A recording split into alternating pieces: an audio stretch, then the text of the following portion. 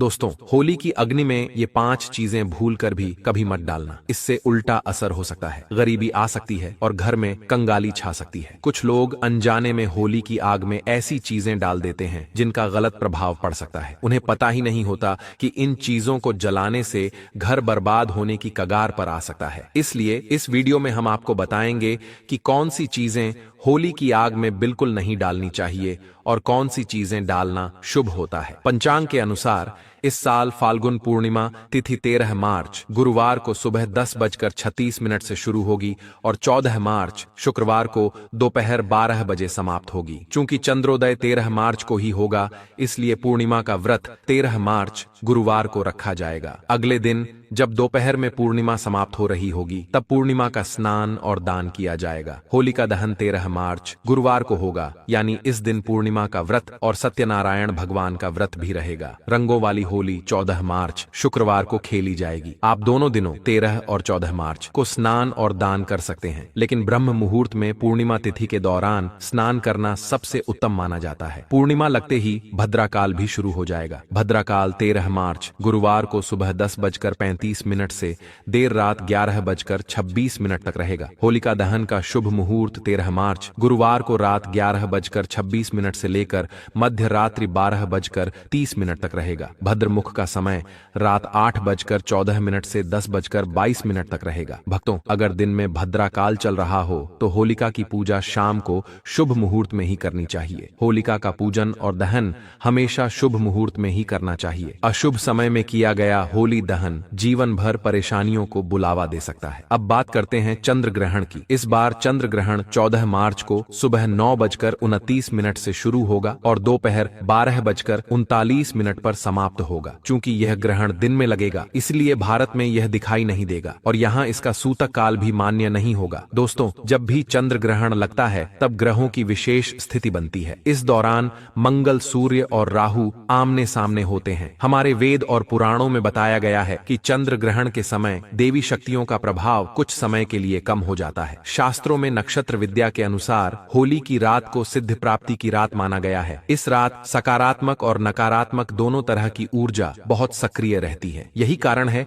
कि लोग सदियों से इस दिन विशेष साधना और उपाय करते आए हैं। ऐसा माना जाता है कि होली की रात की गई साधना बहुत प्रभावशाली और फलदायी होती है, जिससे निश्चित रूप से लाभ मिलता है। इस दिन किसी भी देवता की साधना सिद्ध की जा सकती है। आज के इस वीडियो में हम आपको बताएंगे कि होली पर किए जाने वाले कुछ प्रभावशाली उपाय कौन कौन से हैं, जिनसे आप आने वाले नए हिंदू वर्ष में खुशियां पा सकते हैं और अपने दुख, दर्द व कष्टों को दूर कर सकते हैं। लेकिन क्या आप जानते हैं कि होली पर कुछ चीजें ऐसी होती हैं जिन्हें कभी भी अर्पित नहीं करना चाहिए। इन चीजों को अर्पित करने से लाभ के बजाय नुकसान हो सकता है। यह वीडियो बहुत ही ज्ञानवर्धक होने वाला है, इसलिए इसे अंत तक जरूर देखें। वीडियो शुरू करने से पहले माता लक्ष्मी का आशीर्वाद पाने के लिए कमेंट बॉक्स में जय माता लक्ष्मी अवश्य लिखें, ताकि उनका आशीर्वाद आप तक सीधे पहुंच सके। शास्त्रों के अनुसार होली के दहन के समय अग्नि में टूटा हुआ या खराब अनाज नहीं चढ़ाना चाहिए। ऐसा करने से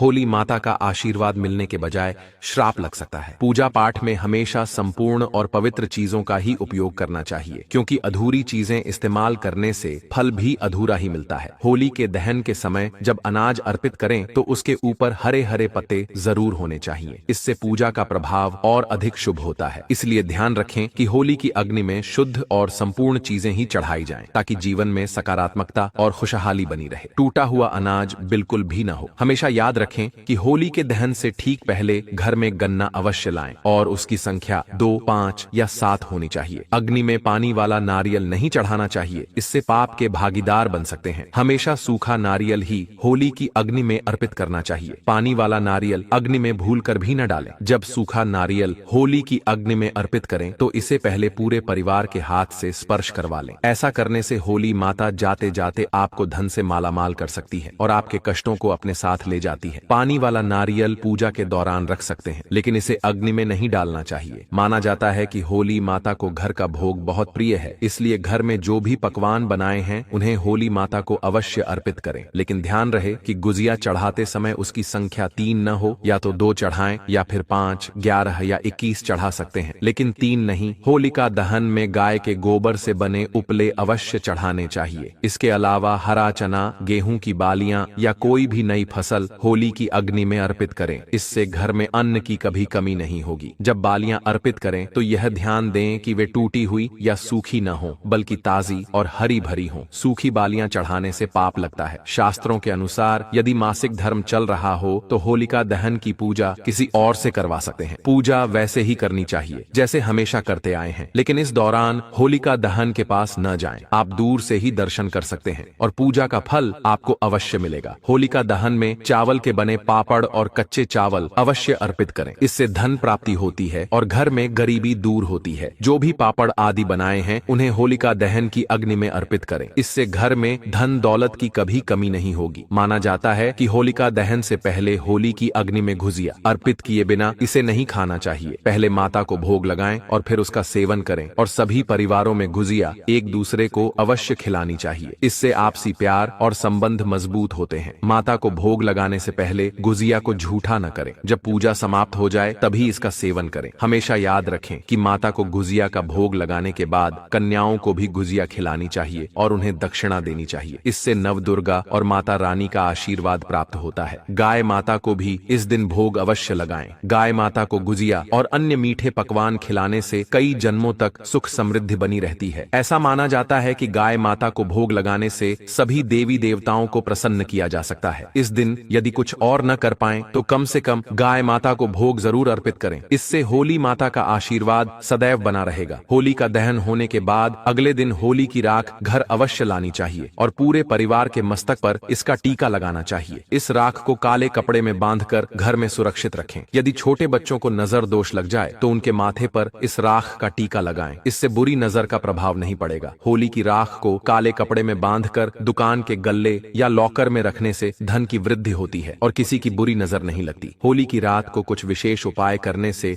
घर में सुख समृद्धि आती है और नकारात्मक ऊर्जा दूर होती है। माना जाता है कि होली के दिन सफेद चीजें किसी से नहीं लेनी चाहिए। इस दिन टोने टोटके अधिक प्रभावी माने जाते हैं और सफेद चीजों के माध्यम से किसी पर बुरा प्रभाव डाला जा सकता है। इसलिए इस दिन सफेद चीजें न लें। वेद पुराणों के अनुसार होली खुशियों और प्रेम का पर्व है। इस दिन मांस और मदिरा का सेवन नहीं करना चाहिए। जो व्यक्ति होली के दिन मांस और शराब का सेवन करता है उसकी अगली योनि कुत्ते की मानी जाती है और ऐसा व्यक्ति कई जन्मों तक कष्ट भोगता है। शास्त्रों में कहा गया है कि भगवान श्री कृष्ण को होली का पर्व अत्यंत प्रिय है। इसलिए इस दिन कोई भी ऐसा कार्य नहीं करना चाहिए जिससे भगवान श्री कृष्ण नाराज हों। होली के दिन गाली गलौज नहीं करनी चाहिए, बड़ों का अपमान नहीं करना चाहिए और देर तक सोने से बचना चाहिए। इस दिन पति पत्नी को संयम रखना चाहिए और ब्रह्मचर्य का पालन करना लाभकारी होता है। होली के रंग नकारात्मक ऊर्जा को दूर कर देते हैं। इसीलिए जो व्यक्ति सच्चे मन से होली खेलता है उस पर होली माता का आशीर्वाद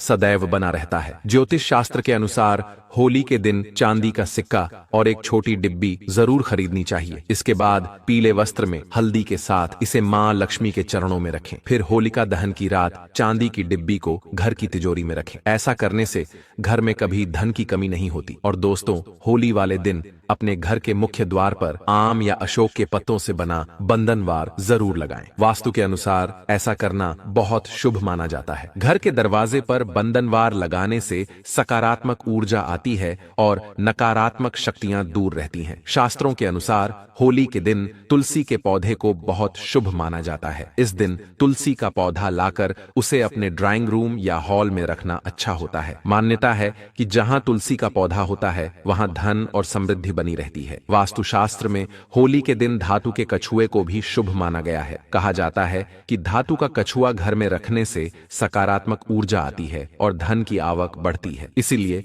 होली के शुभ अवसर पर धातु से बना कछुआ घर जरूर लाएं। होलिका दहन की रात वहां की राख लेकर आएं और उसे घर के हर हिस्से में हल्का सा छिड़कें। इससे घर की नकारात्मक ऊर्जा समाप्त हो जाती है। साथ ही होली के दिन सुबह घर के मुख्य द्वार पर बंधनवार जरूर लगाएं, क्योंकि पूर्णिमा तिथि मां लक्ष्मी को प्रिय होती है। ऐसा करने से घर में उनका आशीर्वाद बना रहता है। होली एक पवित्र त्योहार है और इसे सच्चे मन और श्रद्धा से मनाना चाहिए। जो लोग होली का त्योहार सम्मान और सच्चे मन से नहीं मनाते, वे भगवान श्री कृष्ण के आशीर्वाद से वंचित रह सकते हैं। अब बात करते हैं कि होली के दिन किन चीजों का दान नहीं करना चाहिए। वीडियो आगे बढ़ाने से पहले माता लक्ष्मी के सच्चे भक्त वीडियो को लाइक जरूर करें और कमेंट बॉक्स में जय माता लक्ष्मी लिखें, ताकि माता लक्ष्मी जी का आशीर्वाद आप और आपके परिवार पर बना रहे और आपको कभी भी धन की कमी ना हो। वास्तुशास्त्र के अनुसार होली के दिन सुहागन महिलाओं को बिंदी, सिंदूर, अलता और अन्य 16 श्रृंगार की चीजें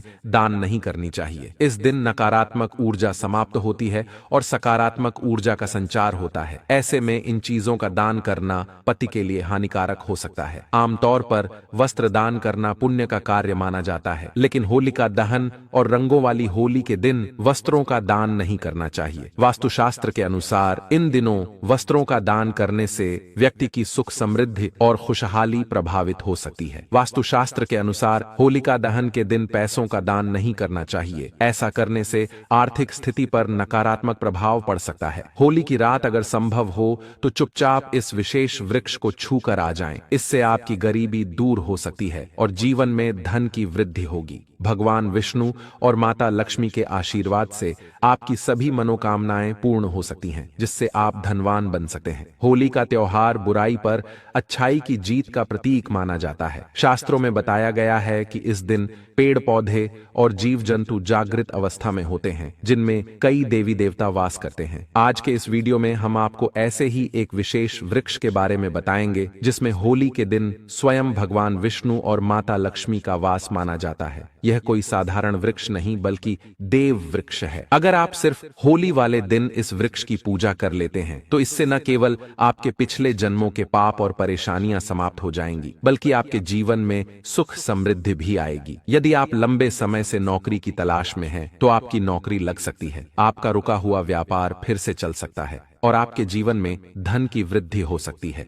चाहे आपकी शादी की मनोकामना हो या कोई अन्य इच्छा, इस विशेष पूजा से आपकी मनोकामनाएं पूरी हो सकती हैं। इस साल होली पर एक दुर्लभ संयोग बन रहा है, क्योंकि इस बार होली पूर्णिमा और चंद्र ग्रहण के साथ पड़ रही है। यह एक विशेष अवसर है जब व्यक्ति को अपने जीवन की सभी परेशानियों से मुक्ति पाने का मौका मिलता है। होली का त्योहार समाज में प्रेम और समानता का संदेश देता है। इस दिन हर व्यक्ति जाति, धर्म, अमीरी गरीबी के भेदभाव को भूलकर खुशियां मनाता है। इसे इसलिए भी मनाया जाता है क्योंकि यह बुराई पर अच्छाई की जीत का पर्व है। भगवान विष्णु के भक्त इस दिन विशेष रूप से व्रत रखते हैं और विधि विधान से उनकी पूजा करते हैं, ताकि उनका आशीर्वाद प्राप्त हो। आपकी जानकारी के लिए बता दें कि ऐसा दुर्लभ संयोग 140 वर्षों के बाद आया है। ऐसा अद्भुत और सुनहरा मौका अब आपके पास है। अब आप सोच रहे होंगे कि होली पर इस पेड़ को छूने से माता लक्ष्मी जी का आशीर्वाद कैसे मिल सकता है। दोस्तों, होली से एक दिन पहले होलिका दहन किया जाता है। आखिर होलिका दहन क्यों किया जाता है? इसका कारण यह है